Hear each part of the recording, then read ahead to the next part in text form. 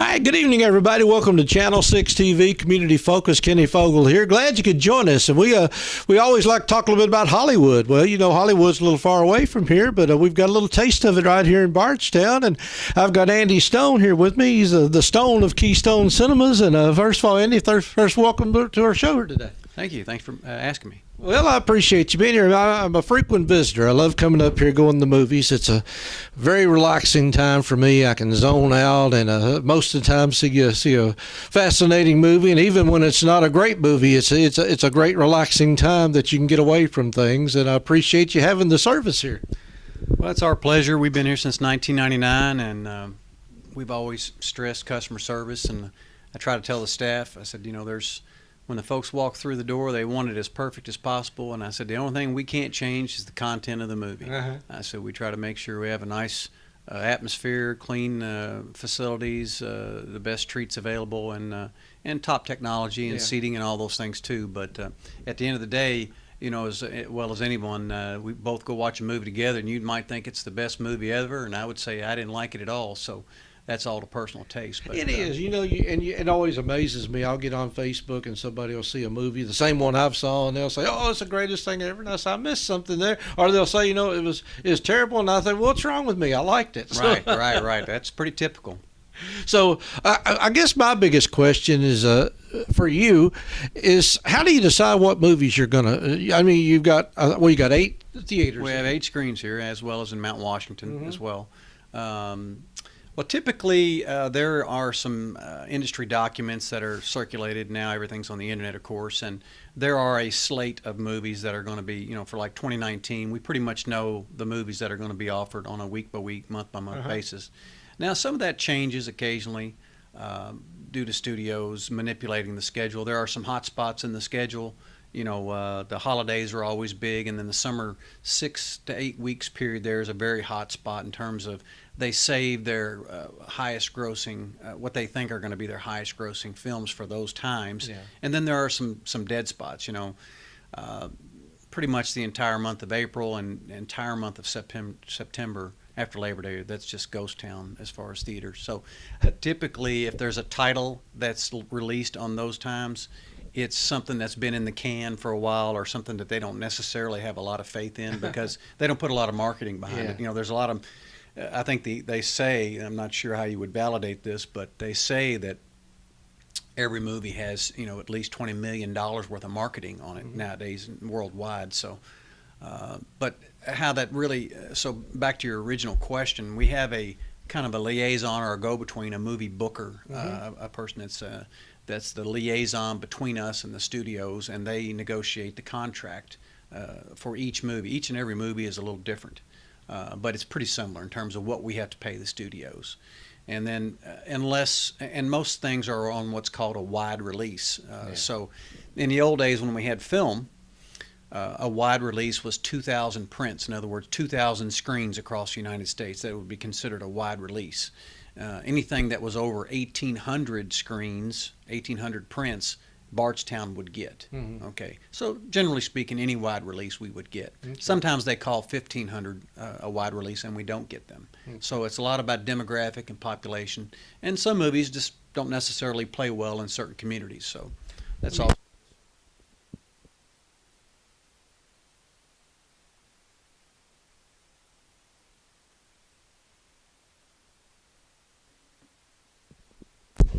Okay, well, like you said, some movies play better in better parts than others. Do you get? I mean, I guess the final decision would be your call in a way, and it is and it isn't. Sometimes there are movies that I really want to play and I don't get. You know, so you know, at the end of the day, it's the studio's decision.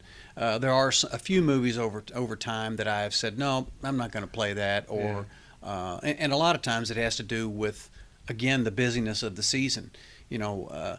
When it gets to be the holidays, and say in Christmas time, Thanksgiving, a lot of times it's how many. You know, I have 8 screens. I wish I had 12. and like I said before, in April and September, I could do with 4 because there's just not enough product to fill it up. Well, sometimes I guess you're at the mercy of the marketing of Hollywood in some ways, because I know I just saw a movie a few weeks ago, and I know that one of the artists in it complained that the studio didn't market it enough because they didn't think it was going to do well. I liked the movie, but apparently they didn't think the general. I'm a little weird, so I mean you can't base it on what I like. Well, it's always a question, particularly as again to the holidays. Sometimes there'll be some wide releases that we just have to make a decision. I think I'm going to be able to sell more tickets and more popcorn and soda to this movie than the other movie. So, and sometimes you don't make the right decision. You never know, because that one might be a flop and this one might be a newcomer that ended up doing really well. So. Well, you got your big movies. I mean, the Star Wars, obviously, they sell out in advance. I mean, you sometimes have a screening the night before. I remember coming here last year when you had Star Wars on the Thursday night before, and you couldn't get in the door. So right. It's interesting. For many years, like I go back to the Twilight series, the vampire, the kids kind of movie, young people movie. That movie started off really. The first time they gave me one of those, it actually replaced what was supposed to be a Harry Potter film for the holiday season, and I was so upset. I was like, "Oh my gosh, I'm not getting Harry Potter. I'm getting this Twilight movie." Well, my goodness, the Twilight movies did phenomenal business, but and that was the first movie that I was able to do a midnight show on all 8 screens, the same title, and when we got the digital content, that was so exciting. But sometimes those are hit or miss, and after a while. You just kind of play it by ear whether or not you're going to be able to do a midnight show or not. And the midnight shows actually did more business in those days than now. They let us play those at 7 o'clock at night. And the midnight show somehow or another made it special. And people would show up in larger volume for that. Now, I know most of your new releases start on Friday because we always check the website on Thursday afternoon or Thursday evening to see what's coming out. Is there a reason it starts on Friday, or is that just the way the system works? As long as we've been doing it almost, a little over 19 years now, and Friday is the start of the show week, except when it's not.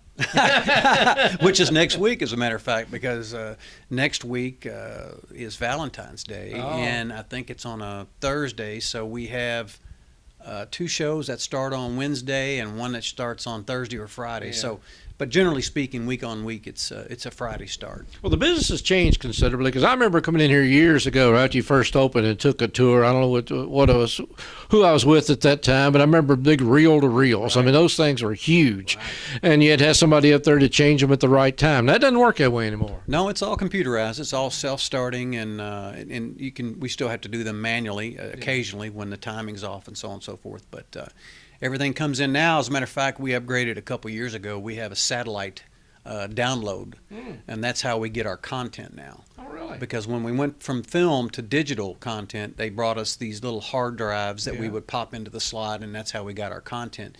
And we switched over to a satellite download about 2 years ago, and it's worked well. Well, I had no dream about that one. So basically, you're at the mercy of space now, then, to some degree. Pretty much.